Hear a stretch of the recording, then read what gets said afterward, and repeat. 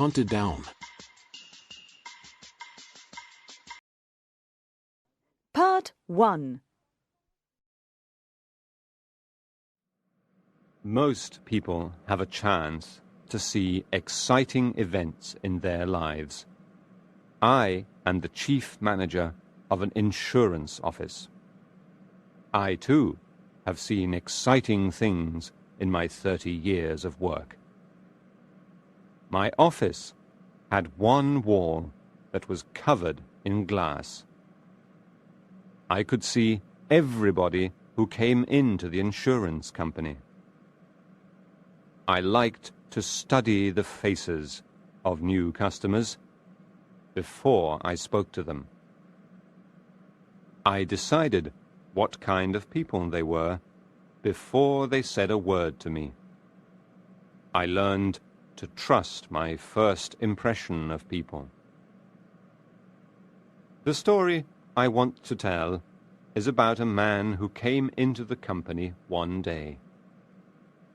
I watched him through the glass in my office. He seemed about 40 years old, and he was very well dressed. He seemed very polite, and he appeared to be quite a gentleman. He was talking to one of the clerks. Despite his appearance, I disliked this man as soon as I saw him. Suddenly, the man noticed that I was looking at him. He smiled at me through the glass. Then he took some papers from the clerk and left.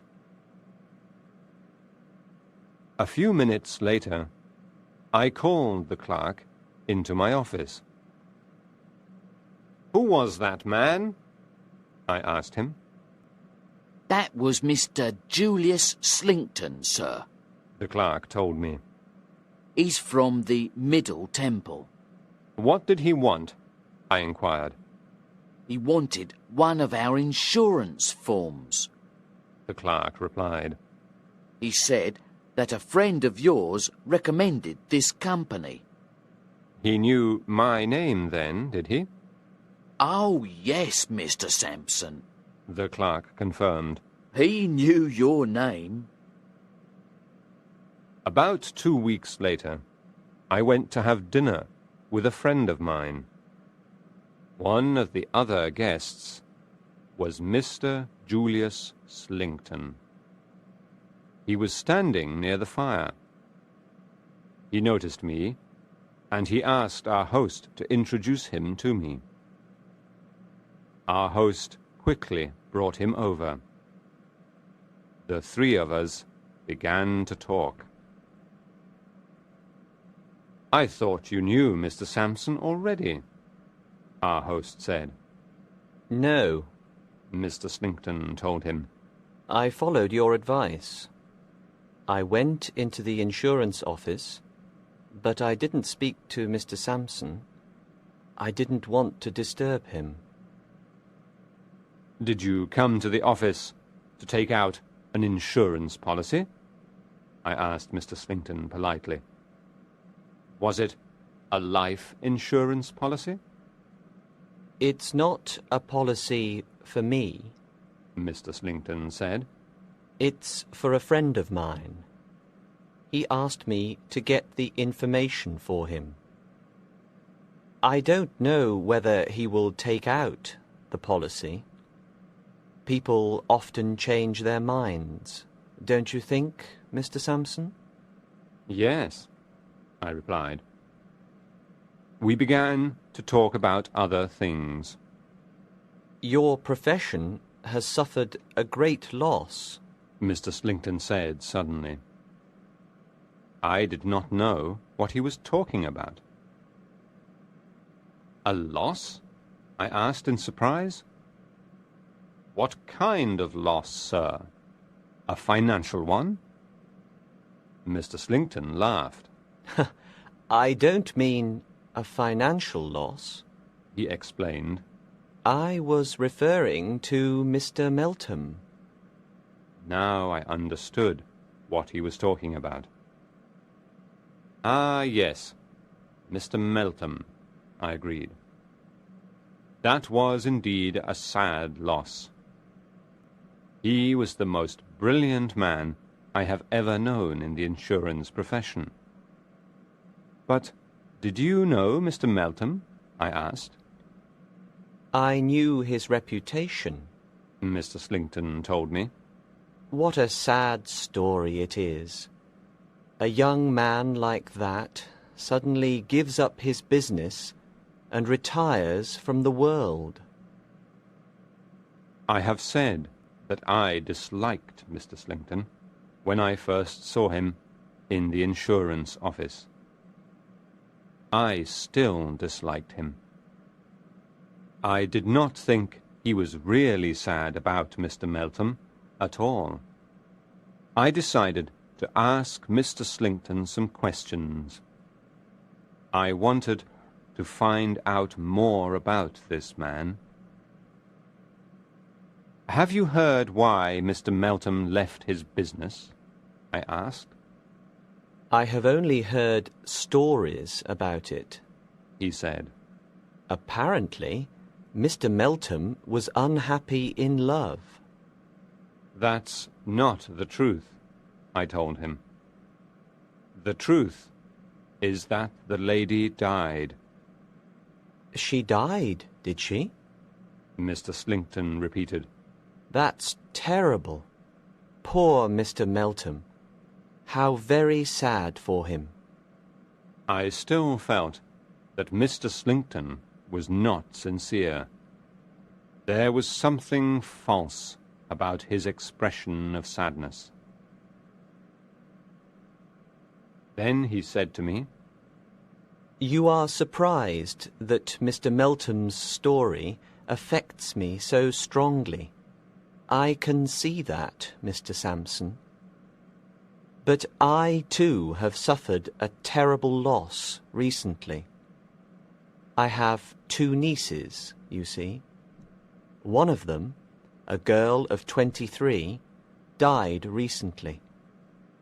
The other niece is also not well. The world is a very sad place. Now I thought I understood Mr. Slinkton. He was a sensitive man who had suffered. I was angry with myself for disliking him. I watched him for the rest of the evening, and he seemed to be a good man. He talked politely to everybody, and everybody seemed to like him. I decided that my first impression of Mr. Slinkton was wrong. I spoke to our host about Mr. Slinkton. He told me that he had not known him for very long. He told me that Mr. Slinkton had taken his 2 nieces to Italy for their health. It was there that one of them had died. He had returned to England afterwards with his other niece. Now I felt that I understood Mr. Slinkton. I was deeply ashamed of my previous distrust of him. Part 2. 2 days later, I was sitting in my office as usual. I saw Mr. Slinkton come into the outer office. As soon as I saw him, I disliked him again. Mr. Slinkton waved cheerfully at me and came into my office. I have come back, He said, because I want to find out what my friend has done with the insurance forms. I want to know whether he has sent them back to the company. His family are worried about him, you see. They want him to buy a good insurance policy. "Perhaps I can help," I said. "What is your friend's name, Mr. Slinkton?" I asked him. Beckwith. He told me. I called the clerk into my office. I asked him to find out if a man called Beckwith had started an insurance policy with the company. The clerk searched through his files for a moment, and then he brought me some papers. Yes, Mr. Sampson. He said. We received these forms from Mr. Beckwith. He wants a policy for £2,000. And he has asked Mr. Slinkton to write a reference for him. Me? Cried Mr. Slinkton in surprise. He thought for a moment. But of course I can do that for him. Mr. Slinkton sat down in my office and wrote the reference for Mr. Beckwith. He left the forms in my office, said goodbye politely, and then left. Mr. Slinkton was not my only visitor that day. Very early that morning, someone else had come to see me at my house. The visit was a very private one. No one knew anything about it at all. Mr. Beckwith's insurance policy began in March. I did not see Mr. Slinkton again for 6 or 7 months. I went to Scarborough in September, and I saw Mr. Slinkton walking on the beach there. It was early evening, and he greeted me warmly. Mr. Slinkton was with a young lady. He introduced me to her, explaining that she was his niece. Her name was Miss Niner. I looked at her carefully. I was sorry to see that Miss Niner did not look very well at all. As we walked along the sand, Mr. Slinkton pointed to some tracks in the sand. He laughed. Ha ha ha, your shadow has been here again, he joked to Miss Niner. Shadow? What shadow? I asked. My uncle is joking, Mr. Sampson, she explained. There is an elderly gentleman here in Scarborough. He travels around in a hand carriage. I see him so often that my uncle calls him my shadow. As she was speaking, we saw the old man's hand carriage come into sight. There was a frail old man inside. As the carriage was passing us, he waved his arm at me. He called to me by name. I went to see what he wanted. I was away from Mr. Slinkton and Miss Niner for about 5 minutes. My niece is very curious, Mr. Slinkton told me when I rejoined them. She wants to know who her shadow is. His name's Major Banks, I told him. He's a very rich man, but a very sick one. He's just been telling me what pleasure you both give him. He says it's obvious that you are very fond of one another. It's true, we are very close, Mr. Slinkton said very seriously. We are alone, you know, since Margaret died. Miss Niner looked sad at her uncle's words. The memory of her sister was clearly still very painful to her. Suddenly, she sat down near a rock on the beach. She was pale. Mr. Slinkton walked away from us. He, too, seemed very upset by his memories. Miss Nina began to tell me about her uncle. She said he was a very good, kind man.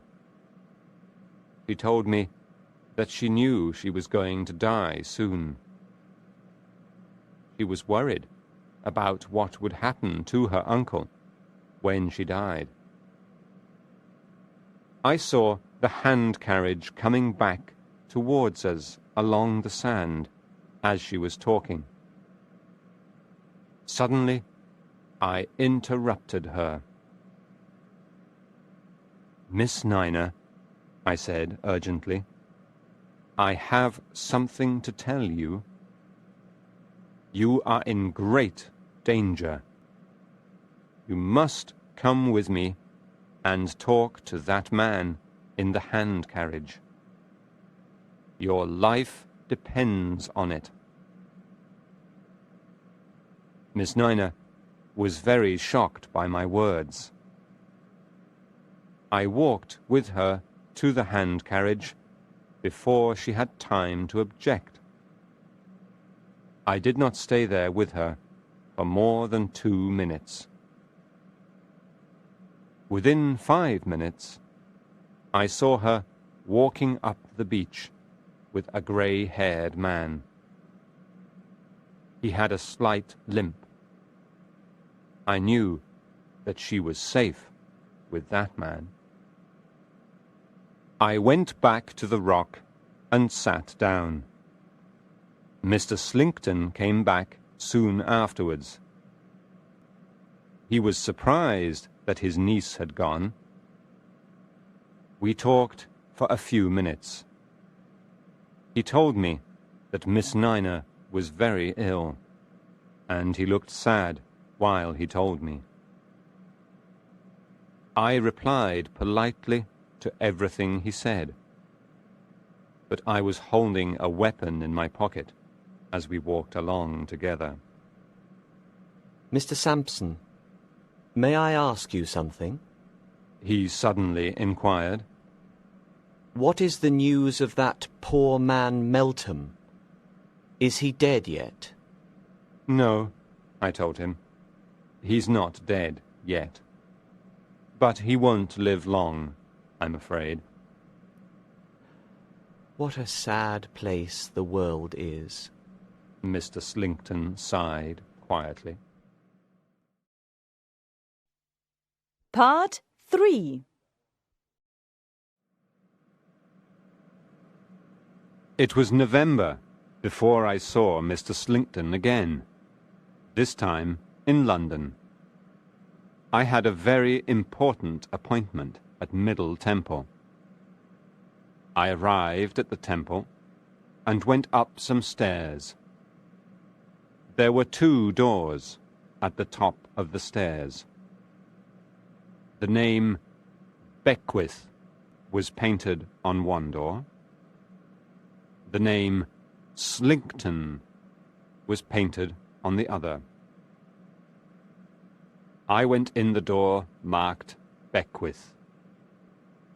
The room was dirty, and there were empty bottles everywhere.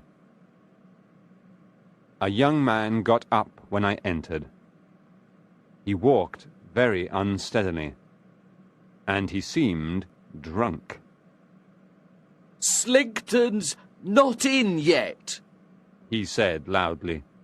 "I'll call him."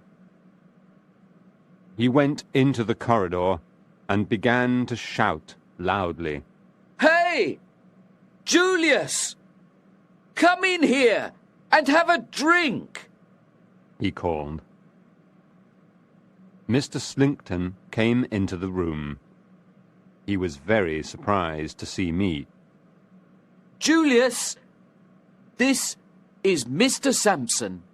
Beckwith introduced us. Boil the brandy, Julius, he said. He gave Mr. Slinkton a filthy saucepan. I on. am sorry to say boil the my brandy niece the has way left you me. usually do. He replied. Mr. She went Slinkton away was embarrassed without a at word my of presence in the room. explanation. I could see. Beckwith held out How the is your saucepan niece? once more. Mr. Slinkton, Boil the I asked brandy, him Julius. he repeated. I am Give sorry me to what say you my always niece give has me left for me. breakfast, He replied. lunch, and dinner. She went away Boil without the a word brandy, of I tell you. explanation. Beckwith held out the saucepan once more.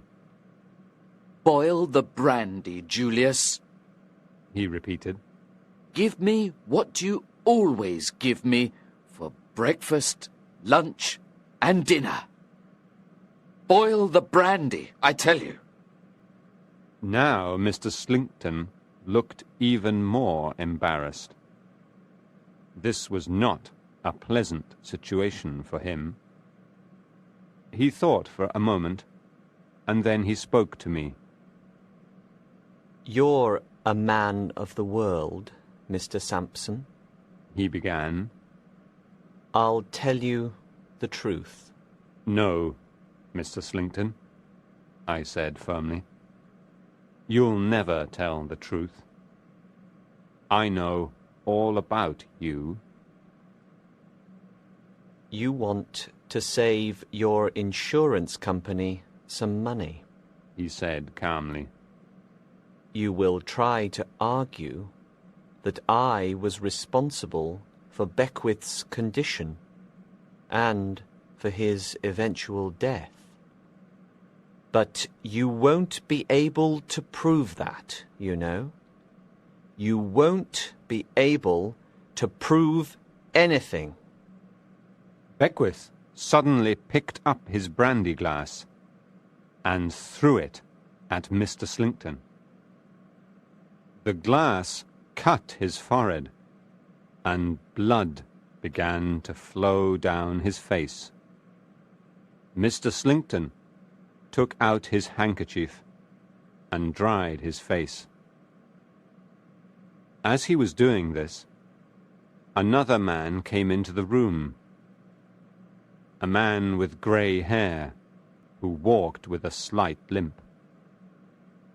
Mr. Slinkton looked at this man in surprise. Look very carefully at me. Beckwith cried out.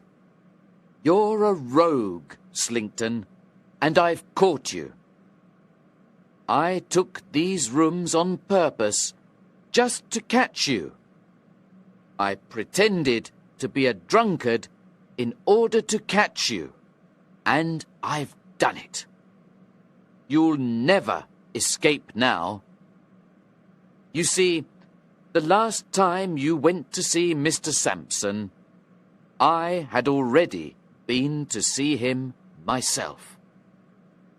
I went to his house very early that morning. We know everything. We know what you were planning. You thought you could kill me for the £2,000 of the insurance policy, didn't you? You wanted to kill me with brandy, didn't you? But you wanted me to die quickly.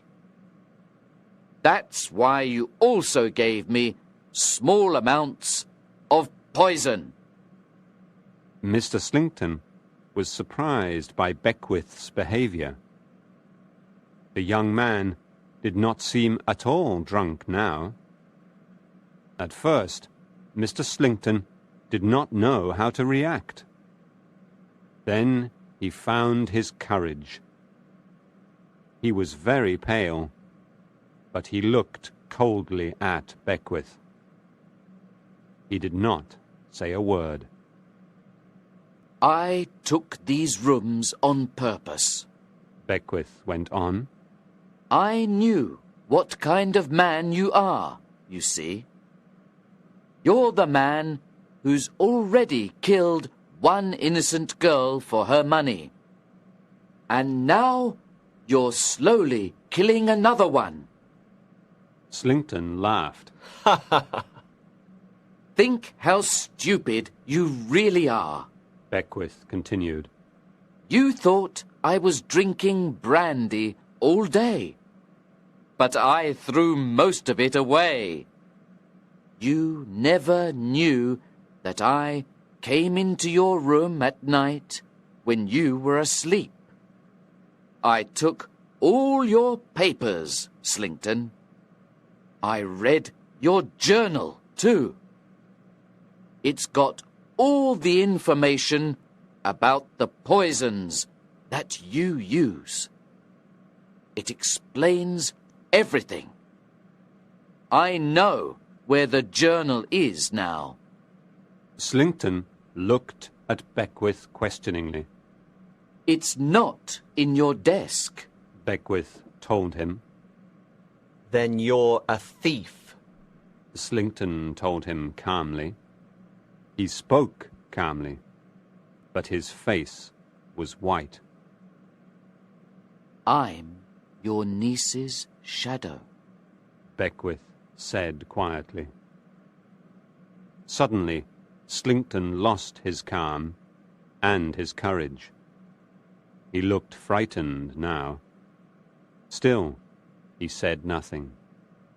I've watched you all the time, Beckwith said. I knew that you were poisoning Miss Nina. I went to Mr. Sampson and told him everything. That man standing at the door is Mr. Sampson's servant. The three of us have saved your niece's life. Beckwith paused for a moment to look at Slinkton. Then he went on. You don't even know my real name, he said very quietly. You asked Mr. Sampson several times if he had any news about Meltham. I can give you news about him. I am Meltham, he announced triumphantly. I loved your niece, Margaret. I could not save her, but I promised to pursue you to the end. And I've done it, he cried. I've hunted you down, Slinkton. Slinkton now looked in horror at the man who was accusing him. He was unable to speak for fear. You never knew my real name, Meltham told him. You are seeing me under my real name now for the first time.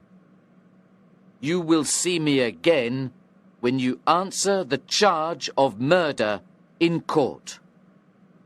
And I hope you see me in your imagination when they put the rope around your neck and the crowd cries out for your death. Slinkton turned quickly away from us for a second and put his hand to his mouth. The room suddenly filled with the smell of some chemical. Slinkton gasped, ran a few steps, and fell to the floor. He was dead. Meltham and I made sure that Slinkton was dead. Then we left the room together. I have done what I promised to do. Meltham said sadly to me. My life is ended now. I did everything that I could to help him. But the poor man died a few months later.